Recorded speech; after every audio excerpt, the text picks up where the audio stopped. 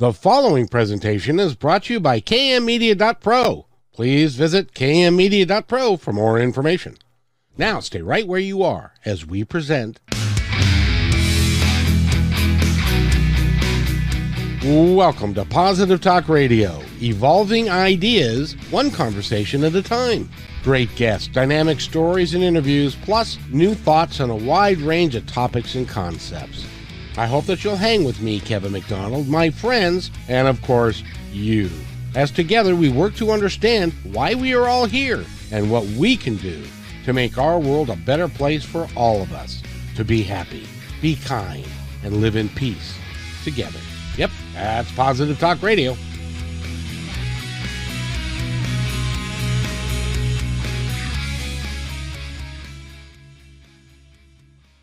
Positive Talk Radio. It is a Wednesday. It's a beautiful day outside here. I hope it's a nice day wherever you are, because we are all over the world. And how is it in St. Louis? It's actually kind of cool today. Cool for here. We've been in the hundreds, so now that today's in the 80s, it actually feels nice. The 80s, huh? That's today. It is going to be like 85 for us, and tomorrow's going to be like 94, and so we are under a heat advisory and stuff. It probably doesn't. You don't get those until it's like 120 or something. Yeah, I think it's well over 100 before we get a heat advisory, and we've had quite a few this summer. In fact, I've noticed we've been getting these alerts that the Farmer's Almanac says because of how extreme our summer was, we're now supposed to be hunkering in for a really extreme winter, lots of snow, lots of cold. So, I tell you, of course, you know the climate isn't changing. No, not a bit. No, it's because I was just reading today that there are people in Los Angeles and that are downstream of the Colorado River that have been told that they now have to conserve water because the Colorado River is running out of water. Oh yeah. So we were just in Vegas a couple months ago, and boy, Lake Mead is so low. I've never seen it so low in I lived in the West for a long time, and I've seen Lake Mead 100 times. I've never seen it like this. In fact, a couple of the cities that were buried when they filled the canyon, when they built the dam, cities have come up. And I don't know if you've heard the stories, but barrels with bodies in them have been showing up as well. Yep, it is so low that people that I assume that the mob in the past, when they did somebody in, they put them in a barrel and threw them into the water. And probably 20, 25 feet or something like that. And now they've been exposed. 3 of them now have been exposed.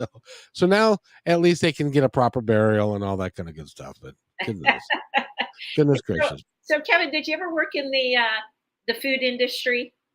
Oh, interestingly, you should say that. I worked in the food industry for 30 years. Well, they talk about that 86. Something's been 86. Yeah. And that comes from the Vegas terminology of go 80 miles out and put them 6 feet under. Oh, is that where that comes from? Yeah. Yeah. That's a restaurant. If you've ever worked in a restaurant, when you're out of something, it's 86. So or we're going to 86U.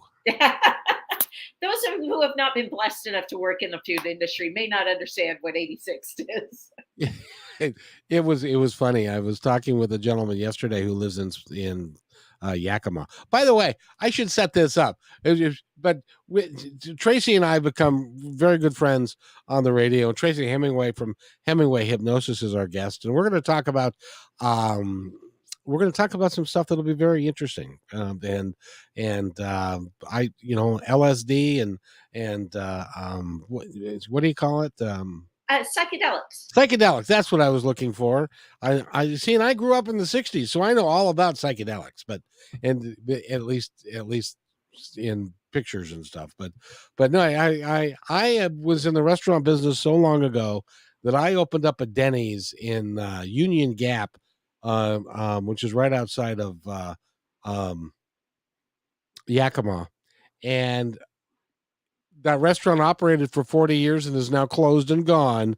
And Oh, so I'm still here, but my restaurant career was so bad that restaurants that I helped build are now closed and gone. So, what do you do? But anyway, it's great to see you again. thank you so much for having me. I always love talking to you. Well, I got to tell you, you are a very popular young lady. You on YouTube. The last episode that we did together has 2,800 views. Well, good. I'm excited. I guess I paid all my family members enough to watch it enough times. Yeah, yes, indeed. Well, and when they watched it, what did they say? Did they have positive comments? Yeah, it was funny because my mother was walking and she put it on her headset and listened to it the whole time. And I said, "You listened to the whole thing?" And she said, "Yeah, some of the stuff that comes out of your mouth, I'm just amazed at what comes out of your mouth." She And, still thinks I'm 6. Our oh, moms always think we're still just, 15 or 16, whatever. So it's always nice to hear him say, "I had no idea you thought that way." or that you were that smart, or Well, that that would be a stretch, but. So, but you are a hypnotherapist, and last time, and you can go to the episode on positivetalkradio.net. Then that was in July, and we talked quite a little bit about past life regression and life between lives, which is part of the work that you do, and also how people want to be Cleopatra from a past life, but a lot of times they discover that the problems they're really having came from this life. That happens a lot. I'll have patients reach out to me for past life regression. And when we really get down and start talking, and so just so you know, in my practice, the first session with everybody is 3 hours long. Oh wow! I know that sounds crazy, but think about your life is like a tree, and so you got all these branches up here that are like your significant others and your friends and your kids and your parents and your siblings and your bills and your house and your neighbors and your church and your work and your blah blah blah blah blah blah, and you've got all these branches, and then you've got a trunk of the tree that's you. And if you aren't strong, healthy, vibrant, energetic, there is no freaking way you're keeping all those branches up. But the reality is the root of that tree. And the roots are usually bigger than what you see above the ground. And the roots of that tree is every single moment in your life up until this moment in time is in your roots. And so when I talk to people and we talk for 3 hours, it's amazing. This transition happens that we go from the branches about within an hour, we start getting into the trunk. And within about an hour, we start making our way into the roots. And so then all of our follow-up sessions, we go right into the roots. We'll have that 10 minutes. So how was your week? And then we go right into, let's talk about this. And the reason being is anybody who's gone to traditional therapy, you spend an hour up here in the branches. And just as you're getting to the good stuff, it's like, oh yeah, we'll see you next week. And you come back and you spend all that time in the branches again. Yeah, and you have to regurgitate half of what you talked about last week to get to this week. Exactly. So what I do is we spend 3 hours, and it's amazing, Kevin, because some people, we never even get to hypnosis. No one's ever held space and allowed someone to tell their whole story. And they're feeling better because someone has let them tell their whole story. Hey, I got to ask you because this happened to my former wife. Was she was very closed about her past, about her feelings, on a lot of did I say a lot of issues, and somebody and it was in a group setting, but somebody looked at her and said, "I want you to know I care. I want to know what's going on with you on a deep level." She started crying and could not stop, and didn't never got to the question to answer the question that he was asking. But are there people that you find that are like that have nobody's ever gone and asked them what's really going on with you, and they're so closed that they can't even verbalize it and they just break out into tears? It happens more often than not. I tell everyone on the first session, make sure you have tissues, uh, because not only are they telling their story, but because I'm paying very close attention. I mean, my phone goes in the other room. They get my 100% focus for what's that? I don't even know. 180 minutes. 180 minutes. Yep. They get my 100% attention for 180 minutes. And I sometimes will pick up and I'll say, I do this a lot because they'll get going. And I'll go, hold on. Do you see that this thing that happened when you were 12 sounds very similar to this thing that happened when you were 34? And they're like, I have no idea. Like, no, I never saw that, but you're exactly right. That same exact thing happened. And do you now see that now that you're 52, you're living that story? And it's like, oh, but it's because no one let them tell the story of when they were 12 and when they were 34 to see that when they're 52, all this is still coming up. They're still fighting with 12-year-old Kevin. 12-year-old Kevin's got an opinion and he wants to be heard. And so now you're 52 and 12-year-old Kevin's still driving the bus. And so we really have to kind of go in there and say, can you see that this is going on? And most people have never drawn those parallels of what happened when they were 4 and 14 and 28 are all connected. Oh, it's really is remarkably true. One of these days, I should get into a session with you and talk to you about an event that happened when I was 10 that that I don't know. Honestly, sitting here, I could not tell you what kind of an impact it had on my life, either positively or negatively. I just don't. I just don't know. The only thing that I know is that I was angry with my brother for doing it. But Is this even the that, brother that passed? You do have a brother that passed, right? yeah, this is the brother that passed. But just to tell you the story real quick, and to see if in your opinion there can be underlying issues around all of that, is that when I was 10, it was 1968. My mom and my sister went to see The Graduate, but they thought that we were too young for that, so they so they sent us to. Yeah, you probably were at 10. Yeah, well, they sent us to Planet of the Apes with Charlton Heston and those guys, and Maybe The it Graduate would have been more appropriate. may have been. It was certainly more useful. And so during the previews, there was a Clint Eastwood movie that was just out. It was called Hang 'Em High, and that was at the same time period. And we used to have an apricot tree in our backyard, and so I watched that and enjoyed and stuff like that. Well, my brother took a rope and he put it around one of the limbs of the apricot tree, and there was a loop at the other end, and there was a ladder next to it, and that he'd use to tie the rope into the tree.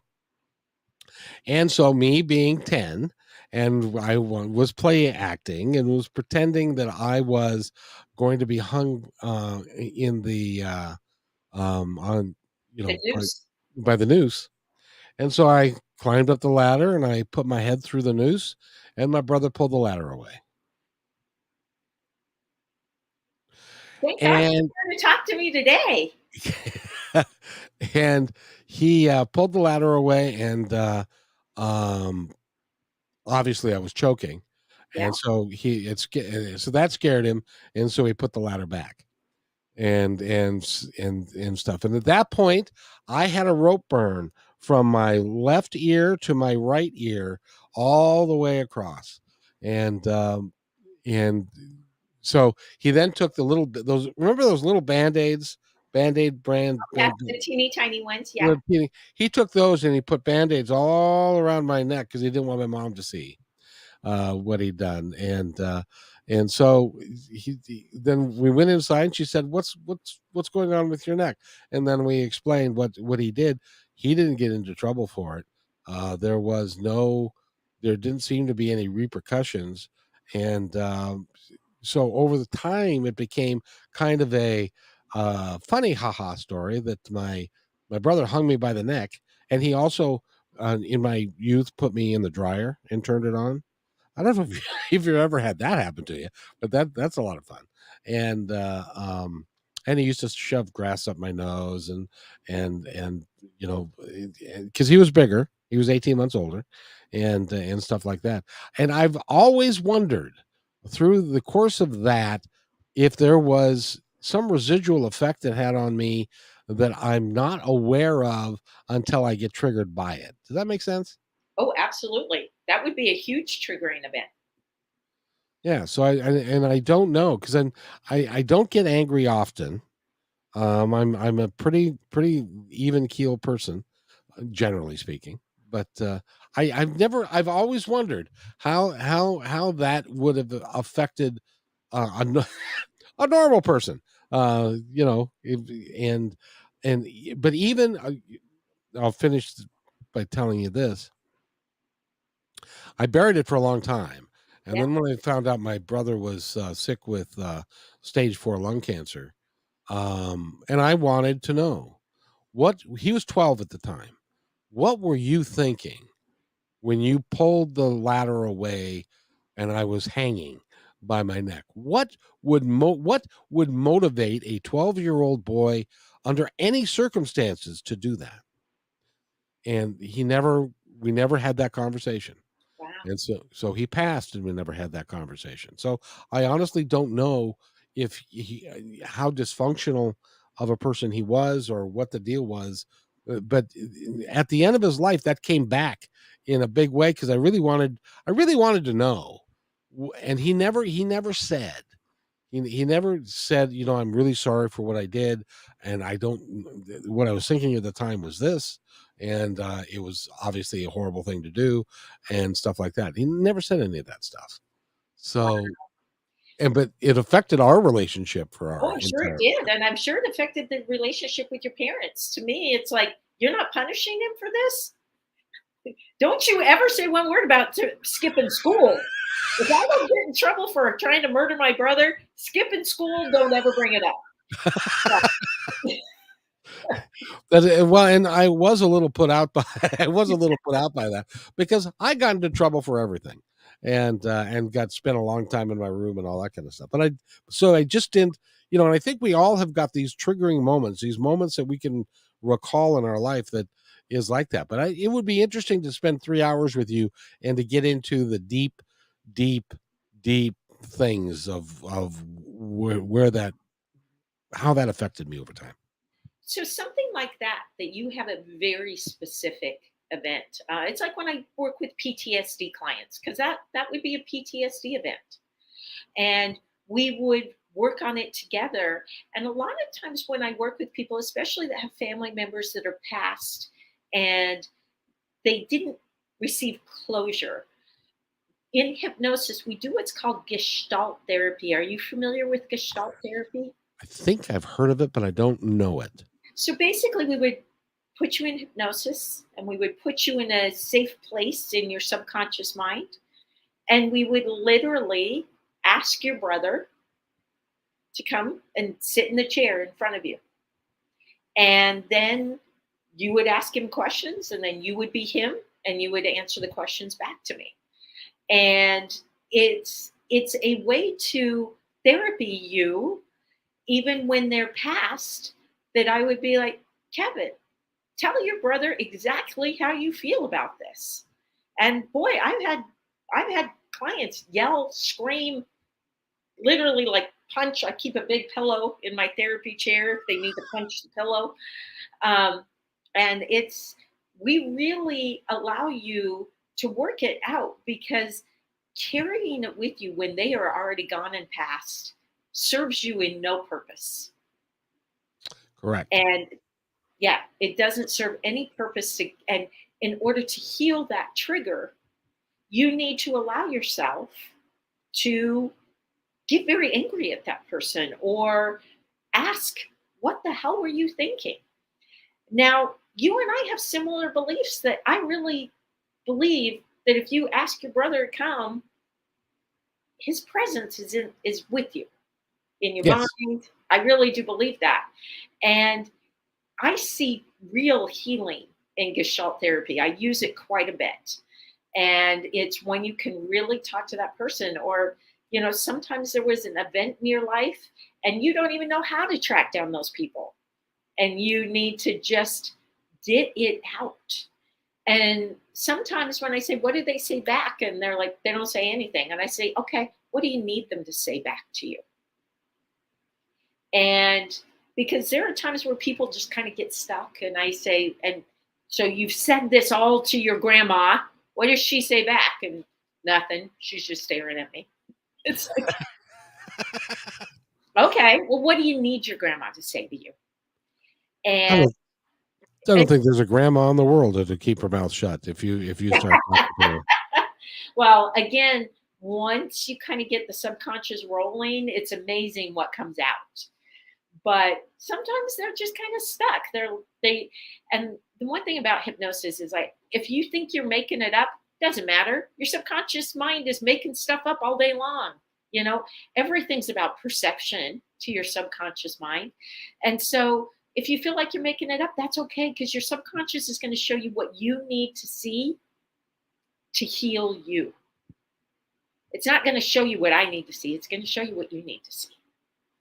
And so we go there. Your subconscious, and it'll zig. I'm a great guide. I'll be like, okay, here's where we're going. Here's where you're going. The subconscious goes, oh no, we're going over here. And that happens every once in a while. And we'll zig instead of zag. It's kind of like I'm the tour bus driver. I'm now over here to the right, and the bus driver goes, nope, we're turning left. And so that's okay. That's the one thing about my training.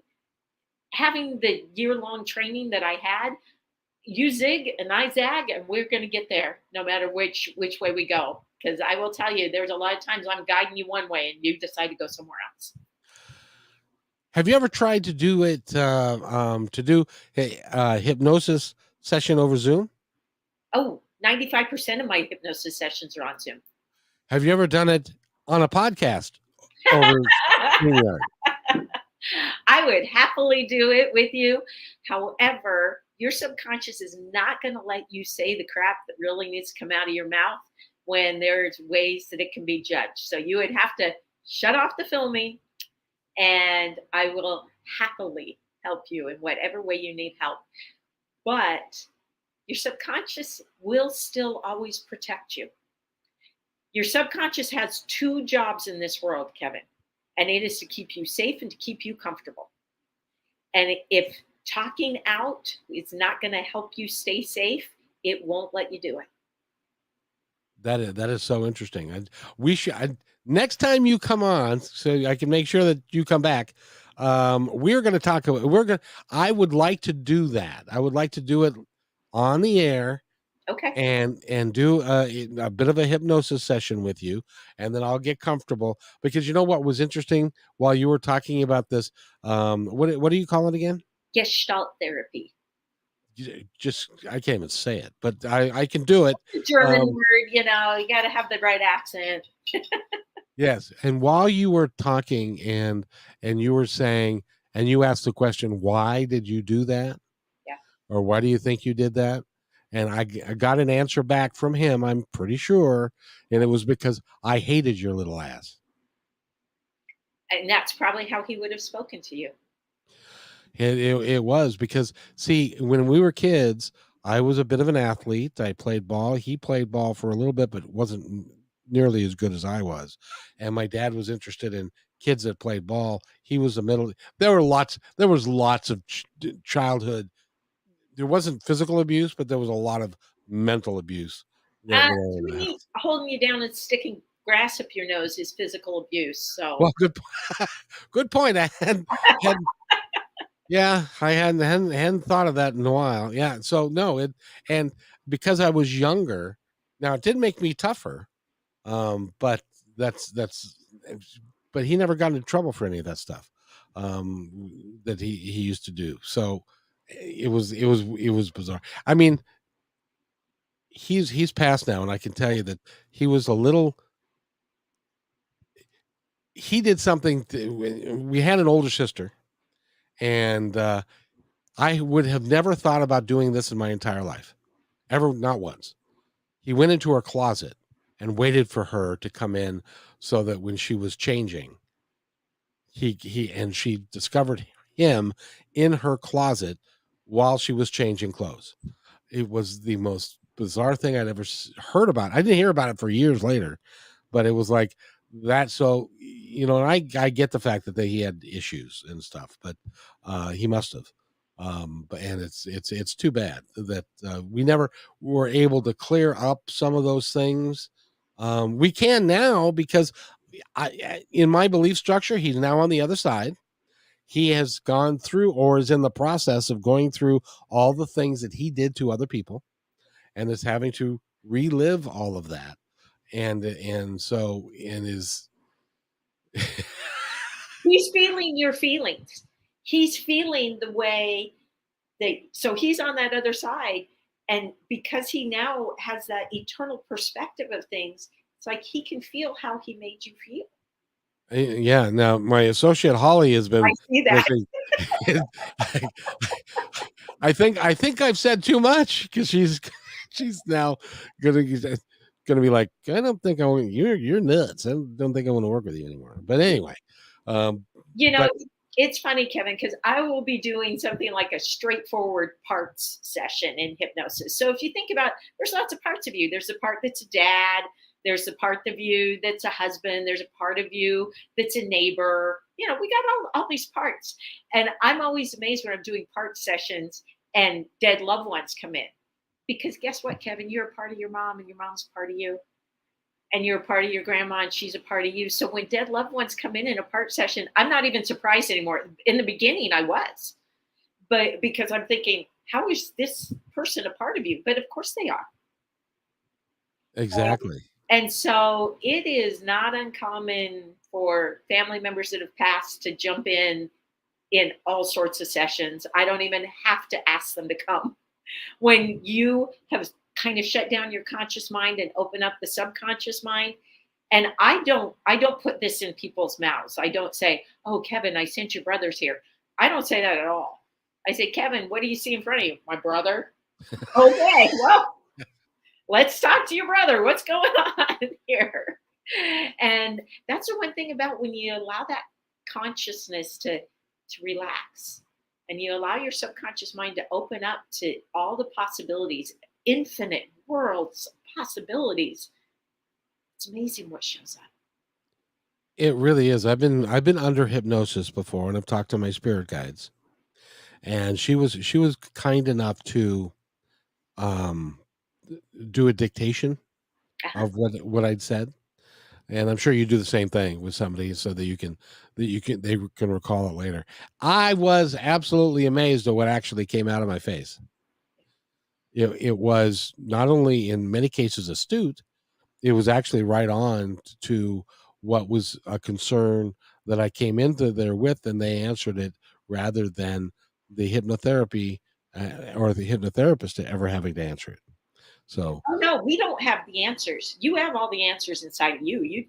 All I'm here is to unlock that vault. You don't. I mean, it's coaching. It's everything. You have it all inside of you. I don't come to you with the answers. I just have the key to let you get relaxed enough to find them. and you asked the great questions that lead you down that road. Speaking of going down that road, we got off on a tangent. We do this every time. What Um, a shock! What? but we were going to talk about hallucinogenics, Yes. and I really want to get into this, because um, at one time, and some people may not realize this, you can look it up. It is right there in the dictionary, or not in the dictionary, but the encyclopedia. But LSD originally was designed as a psychotherapy drug. Oh, Um, and it was fabulous. It was fabulous in the 50s and 60s, and it's still utilized in Europe as a psychotherapy drug. But do you know why it disappeared? well, it was outlawed in the United States. Yeah, do you know why? No, why?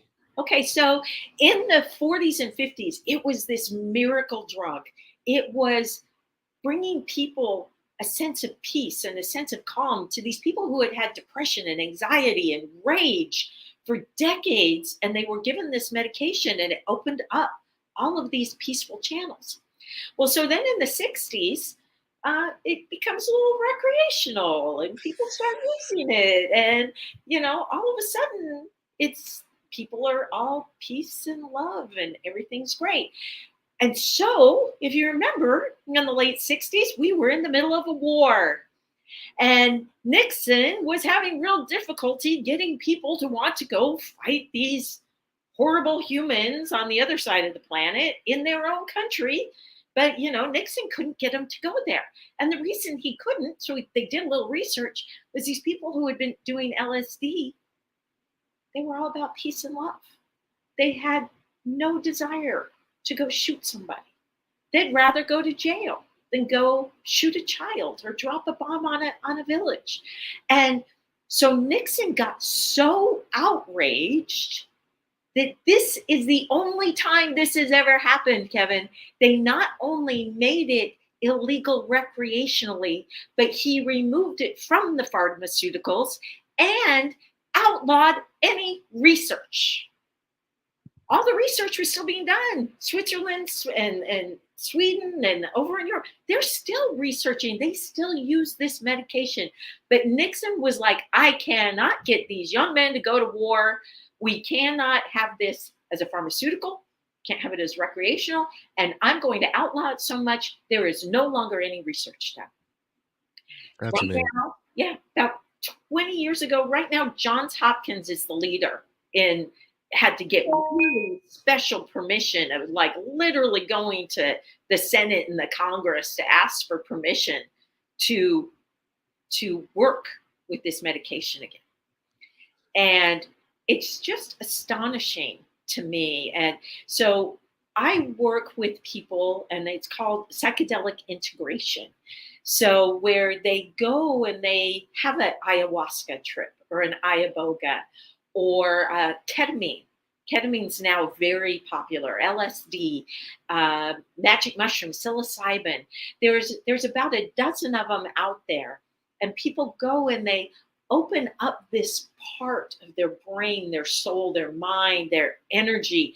They open all of this up, and then they get sober again, and they say, "How the hell am I supposed to make A and B come together and make a whole?" And so they search for what's called integration. And the first client of mine 3 or 4 years ago that I had seen her for some childhood issues. And then she went to Costa Rica and did ayahuasca. And she came back and she said, I'd really like to work with you to figure out what happened. And I looked at her and went, I don't know what happened. So then I started doing research about integrating this as a part of my practice. And as I have done this, there's so much of this going on. And now I know in Oregon, the state right next to you, this is all legal in small amounts. This is all legal. And so integration happens when people go on these trips. And then they come back and they've had an amazing spiritual experience or an amazing physical or energetic experience. And they say, how do I bring this together and learn from all the stuff that I just experienced? So I've now worked with people who've done 4 or 5 of them. And there's a great book out there called How to Change Your Mind. And I read this book and he did all of them. The author is Michael Pollan, and he experienced all the different types. And after reading that was when I said, okay, I really need to know what I'm doing here. And I looked at a lot of the schools out there. And of course, they all say, well, if you haven't done it yourself, how can you be integrating? And it's tough because once I kind of understood what was going on, I never advertised that I did this, but people sought me out because they had seen me for other things and said, "We know you're spiritual. We know you've researched all this stuff. Will you please do integration with us?" And so I have made it a part of my practice. And I asked you, Kevin, if you had ever done it. And No. I you know, I am a child of the 60s. So right. I remember the late 60s. And I remember like Haight Ashbury and the Peace and Love and there were lots and lots of people that and apparently, even the Beatles, my favorite band of all time, Yeah. prior to you can see if you look at the music that they did prior to 1966 and the music that they did after 1966, including Strawberry Fields Forever, which was a, a, a wildly different type of song than they had ever done before. And John Lennon said it was because of a LSD trip that he took. Yeah. And it just changed the whole thing, and a lot of it changed a lot of people, but then it got shut down, and then it was talking about it's like how they used to talk about pot. It's like the demon devil weed pot will drive you crazy, and it'll there was even what was it, reefer madness Yeah. In the was a 50s. Yeah. yeah. And so they did the same thing with LSD. So they convinced people like me that you could take a bad trip and then you're going to jump off a building and and all this kind of stuff. And so I don't know whether I have no idea. So you're talking to somebody in virgin territory here. I have no earthly idea about any of it. But you actually had to do a trip, didn't you? I did psilocybin mushrooms. I did it actually as a part of a church ceremony, that this is part of their religious practice. I traveled to go do that. And I honestly, I was okay. We all had to state our purpose. Why are you going on this journey? And I will tell you, they had them in tablets. So I didn't have to taste the like muddy water that people talk about. It was all in tablets. And you could take as little as one tablet that was like a microdose up to 10 tablets. Oh, jeez. Yeah. So I went in, I'm like, I'll do 4. I Good said, round number. what's between small and medium? And he said, small is 3, medium is 6. I said, I'll do 4. So that was as far as I went. But my stated purpose was, I want to have a frank and in-depth conversation with my higher self. I really want to just be able to ask my higher self, spirit guide. I just want to have that conversation. And so, of course, I take my 4 pills, and within an hour, I'm zoning out. Okay, stop right there. What does it feel like when you start? Does it feel like a pot high or a booze high, or is it different? So mine felt more like a pot high, except my eyes were like, I went and sat. I was having difficulty laying in the dark room where everybody was laying in the dark room. So there was a little vestibule in this church. And I sat down, and there was a window behind me that had like a Christmas tree ornament that looked like the earth. And there was a piece of art on the wall. And the way the sun was coming in, it looked like the sun behind the earth, and it was reflecting on the glass of this piece of art. And I was just staring at it. It was like so fascinatingly beautiful. And this piece of art was very simplistic. It was some fabric that just had some pleats in it, that had pleats that came up like an arch. It was very simplistic. And to have this reflection of the earth. And so, all right, Kevin, this happened. I'm sitting there staring intently at this picture, and it fell off the wall. Yeah. Freaked me out. I can understand why. And of course, they come running out of the the area where everybody else is laying down in the dark. And I'm like, I didn't touch it. It just fell off the wall. And I'm just sitting there thinking, what did I do? So I get myself all in this space and I'm like, okay, I want to have an authentic dialogue with my highest self. And she basically said, bitch, we talk all day. Oh my God, we have a dialogue all day long. She said, have you ever asked me a question and I haven't instantly given you the answer? And I thought, no. She's like, we talk all day. And I'm thinking, I spent $250 for this. So, but I mean, I really did have an authentic conversation with my highest self. And I said, but isn't this supposed to be like some big, eye-opening experience? And she said to me, if you aren't having a dialogue with your higher self, it is a big eye-opening experience. But you talk to me all day. You're constantly asking me questions and asking for clarification, and I'm constantly talking back to you. And it's like, oh, okay.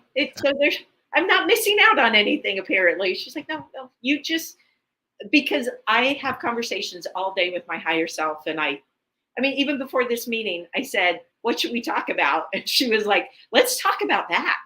And I was like, okay. Which is really a good thing to talk about because it's kind of like hush hush hidden in the dark kind of thing, and it needs to come out because somehow we've taken hallucinogens and making it like you're out of your mind or it's not real, whatever it is. But what I'm hearing you tell me is that it heightens the reality of what you're feeling. It really did. It heightened all my sensitivity to sound, to what I was seeing, and I thought. So my daughter was with me.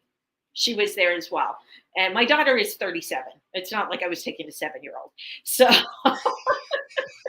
now, does your daughter obviously knows how you feel about stuff, and oh yeah, and she must be kind of the same mind. She is, and it was funny because the only like maybe psychedelic thought I had was when we were laying on the floor, we were next to each other, and I had flip-flopped, so my head was by her feet, my feet were up by her head, and I looked over at her feet, and I thought, I made those from scratch in my stomach. So that was about the only psychedelic thought I had, I guess. I'm glad I did it. It honestly just felt like I had maybe eaten 3 pot gummies. So I was just a little more high, really high. I had always thought I needed to go to Peru or Costa Rica with a shaman and do ayahuasca. And my husband still tells me he'll hold my hair back while I vomit for 6 hours because that's part of ayahuasca. But I don't know if I need to do it anymore because I don't feel like there's any mystery in it that I can't just already ask. I don't need the veil removed to ask the questions. Isn't it interesting that someone like yourself that, because ultimately you were just seeking validation, but you got the validation that what you were getting, the messages and the conversations that you're having back and forth with your higher self and others is real. Yeah. And since you believe and know it to be real, you don't have to verify it anymore. No, it was, like I said, it was quite funny because my higher self just was like, why did you have to do this? And I'm thinking, but you're right. It's that human need for validation of, am I missing out? Is there some big magical experience I'm missing out on? And it's like, no. Now, what I really want to know is, did she really say, hey, listen, bitch? You did. She's like, bitch, really? Come on. We got this. And I mean, it was very funny. But yeah, I use that word a lot, and it's more of a term of endearment. then we don't use that as a bad word at my house. Bitch is not a bad word at my house.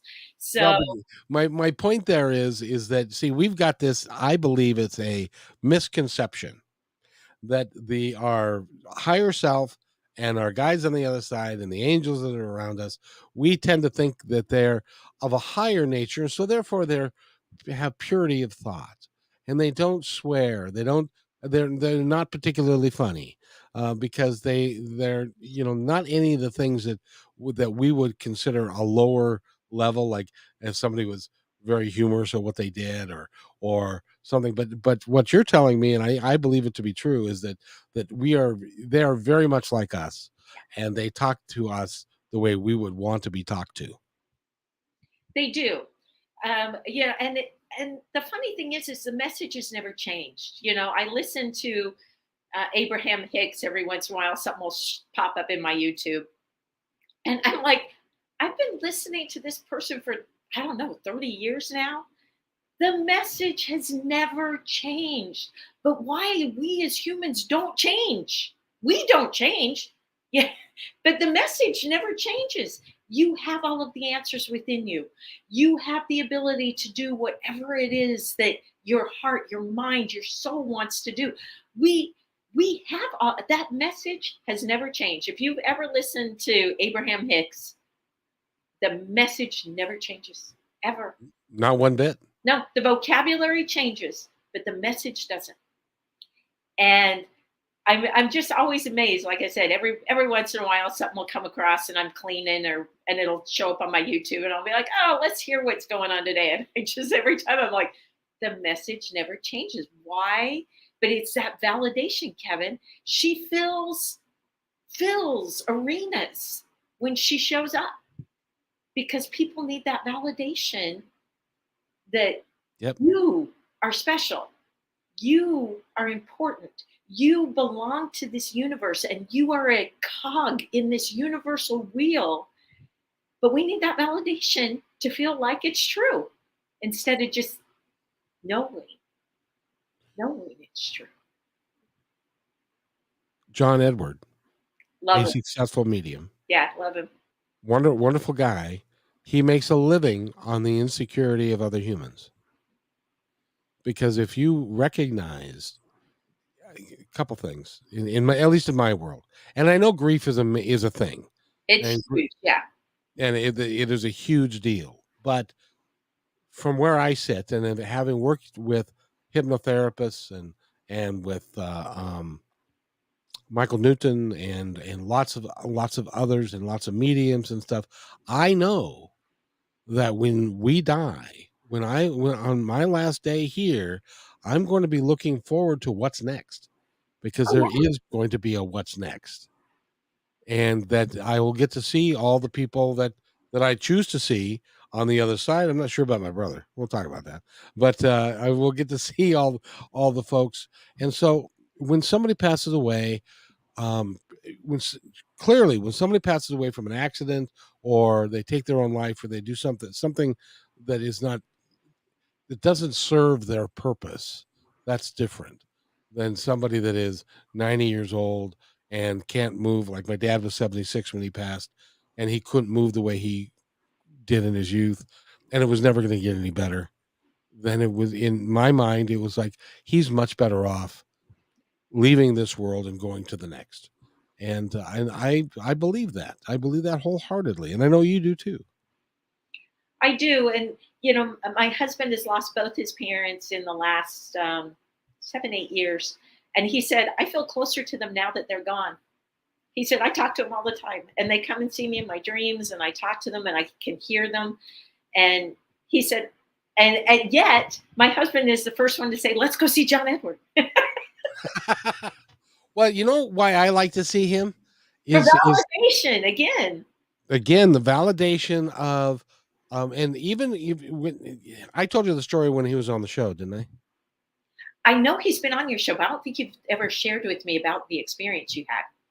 It was really very interesting. One of the things that a lot of scientifically minded people will say is that someone like a John Edward is he's doing what's called a cold reading. Mhm. where he is guessing stuff and he is making it up, and then or he's validating what you say, and he's he's maneuvering you in a way that can make you think that he is talking to the other side when in fact he's not, and he's just making it up and stuff like that. Well, this is my experience with John Edward. I get this message because I was doing my independence report at the time, and this message from his publicist because he was coming to Seattle. This is just before COVID, or right when COVID was starting. Okay. And he said that you have a radio show out of Seattle, and we would like to book John on that show. And we picked a date and time, and it was great. And I got a whole hour with him. Um, Wow, that's awesome. it really was. Now, in those days, this is a couple years ago, I didn't really have an audience to call on, like I do at KKNW, and now here I have a regular audience that if they knew John Edward was going to be here, there'd be 20 or 30 or 40 people here. So I had to set it up. I called some friends. I'm having John Edward on the show. Do you want to be on the show? Yes, hell yes, come on. One of which was my sister. Yeah. Now, John has a routine that he says that well, he doesn't read people that work on the show or family of the show because it can inherently cause problems. So I didn't tell him that my sister was going to be one of the callers, and he didn't know that my sister was going to be one of the callers. So the day of the show, John is a busy man. Yeah. He's done media a ton. So he was supposed to be there at 10. He calls in at 9:59 and a half. So I have no time to talk to him. I'm Right. going to go right into the show. We're going to do the hour show, and then at 11 at 10:59 and a half, he's out. Right. So I mean, so we didn't have a chance to decompress or do any of that. So first one up was my sister. He starts reading about my grandfather, my other grandfather, what they died of, my grandmother, what she died of. She started talking about my sister has close people that are still alive named R. And my sister was like, by the way, you get really nervous when you're talking to a guy like that. Yeah. And you forget that your husband starts with R. Yeah, I gotcha. Well, as a matter of fact, you must have heard this story before No, but I know how that goes. Yeah. because she said, well, I have a brother named Randy, and she forgot that she had a husband named Roger. And Which then funny because Robert came to me, but not Robert came. So and so and he tells her about May, which is her birthday is in May, her two grandchildren's birthday is in May, very important date and stuff. And so she wraps it up finally, and we go on to another caller. And I talked to my sister afterward, and he was so spot on, it was amazing. And I talked to her a little bit later, and she goes, that was really something. I don't know how he did that. But now over time, she is less committed to that. That was the absolute truth, and that they did come through, and that they are okay, and that everything is fine on the other side. She didn't take that from it because it was apparently that's a leap too far, and which is okay. But for me, because I was the host and I was watching him, I was watching her, and the other callers that I knew that were there, and he knew nothing from her. And he was in New York, we were in Seattle, and it was all by phone, and he was just spot on. And so, and I've worked with a lot of psychic mediums over the time, and sure, there's some people who don't get it right, and that's more so because they're not in tune, or they misread what it is or whatever. But a lot of these folks, it's absolutely real, and I cannot doubt it anymore. And I know that you've worked with a bunch of psychic mediums, and you are one yourself, by the way. I never claim to be. People ask all the time. And it's because I have friends who are so gifted at it, and I am not. But it's not uncommon that I'm with somebody and I'll be like, "Is your dad passed?" And they'll be like, "Yeah." I'm like, "Yeah, he's right there. He's just Yeah. hanging out over your shoulder. Just want to let you know your dad's here." And I don't. But I'm not a psychic. Because there are people who are so gifted at it, and me, it's just random, and things show up. And like I said, when you said you have somebody with R, all of a sudden Robert popped into my head. It wasn't Robert, it was Roger. But it's like, And I thought, oh, it's her husband, Robert. But it it just is. I'm not as I'm not as accurate as those people are. So I never claim to be. But when you are as open to the other side, communication is just constant. It really is. Now you're going to have to answer me a question here, Okay. because I do not understand why people have such resistance to the fact that my mother was a fundamentalist Christian her entire life. She believed she could talk to God through prayer. She did not believe God ever talked to her. When that conversation is consistent, it's ongoing, and it's continuous. But she never would believe that. Why is it that people put up those barriers, which, by the way, to my way of thinking, the other side gets very frustrated with, because they want to communicate with us? Yeah, it's funny because people ask me, "Do you believe in tarot cards or angel numbers?" Or and I'm like, the other side is always trying to talk to you. Whatever way you'll listen. If it's angel numbers, great, they'll talk to you through that. If it's sending you bumper sticker flashes, they'll send it to you that way. It's always trying to talk to you. We're the ones that put the block in.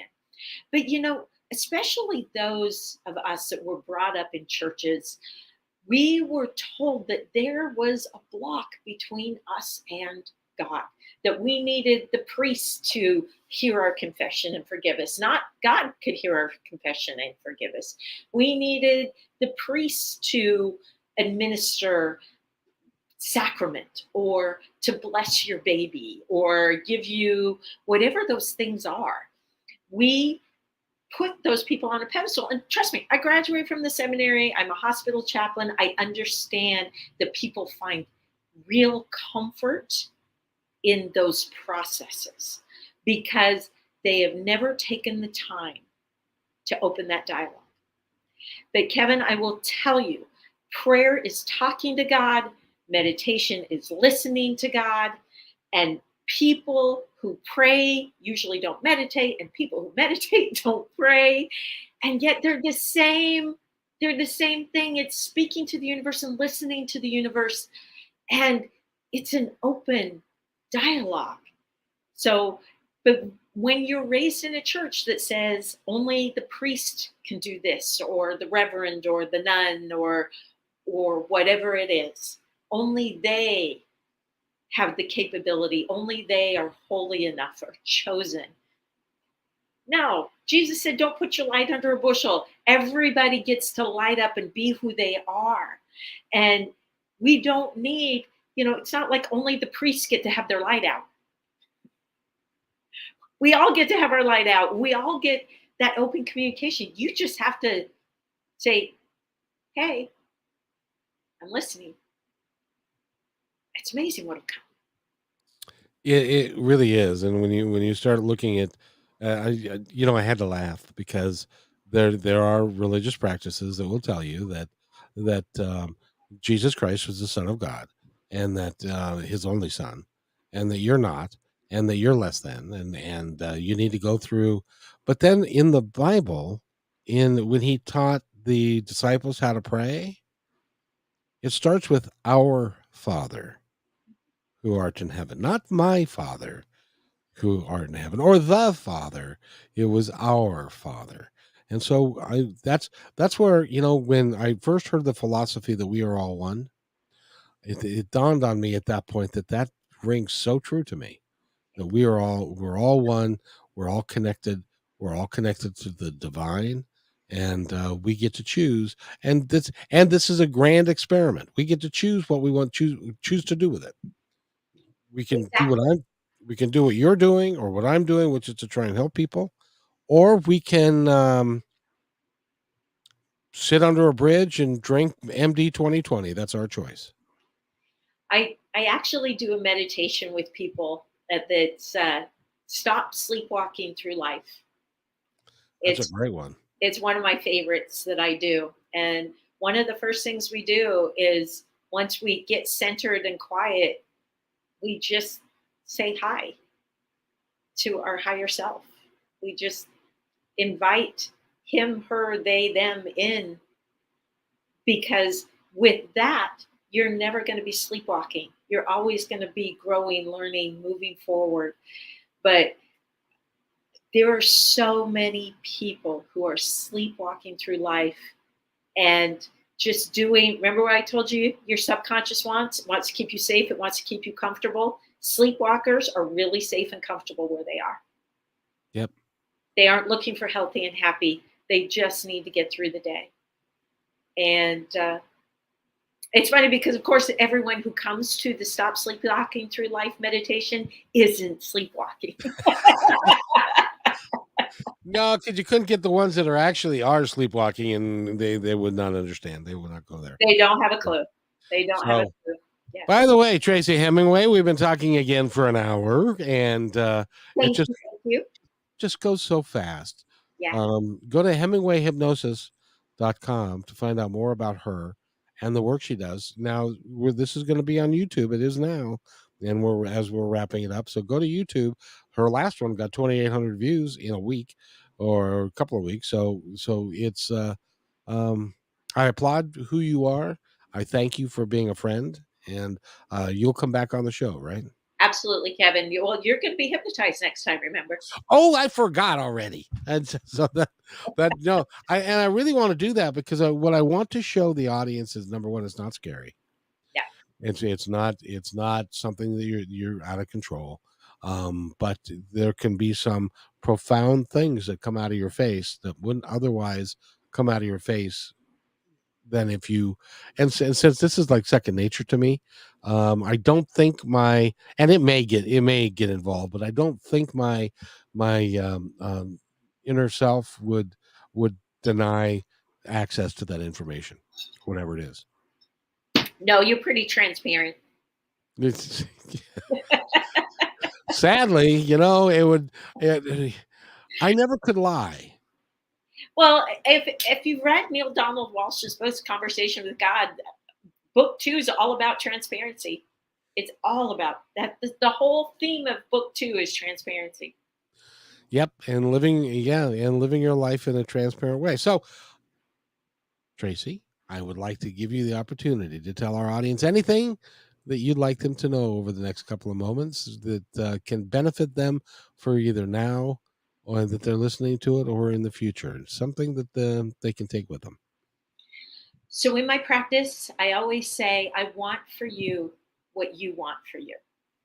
I believe that God wants for you what you want for you. I believe your higher self wants for you what you want for you. And no matter where you are in your life right now, you are perfect. You are whole. You are complete. You are exactly where you need to be. But if you're still breathing, you're not done. There's still more to learn. There's still more joy to have.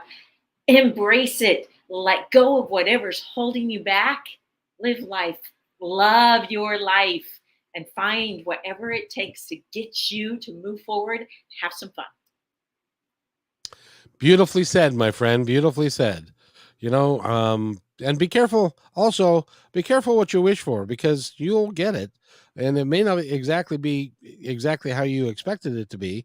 I wanted to retire.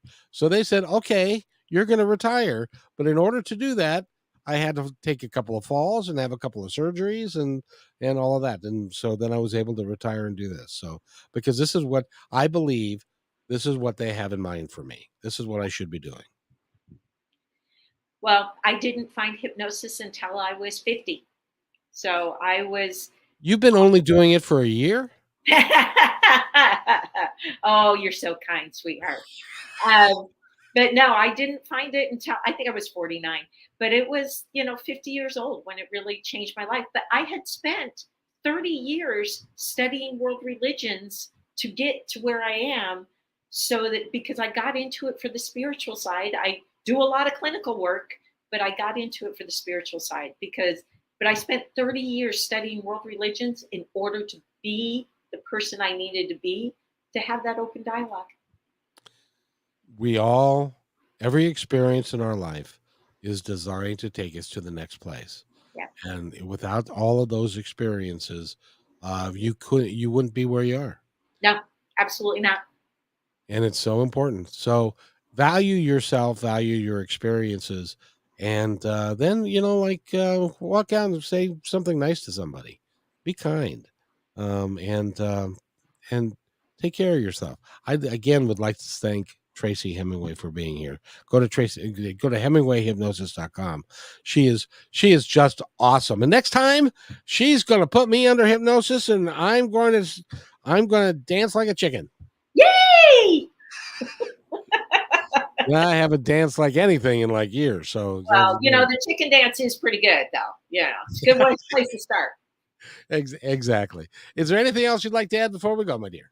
I just appreciate you so much. Thank you for all the good you're putting out in the world, Kevin. And you as well. Together, I think we make a fine team. I believe so. Stay right where you are. Hey, thanks for enjoying this episode all the way to the end. Please give us a like and subscribe to this channel. This has been a production of PositiveTalkRadio.net. Please visit our website, oddly named PositiveTalkRadio.net, for more details about us and our mission, which is to provide great positive programming designed to inspire us all. I'm Kevin McDonald, and I'm proud of these shows, and I truly hope that you'll like them and share them with friends and family. So on behalf of our entire team, remember, be kind to one another because each other's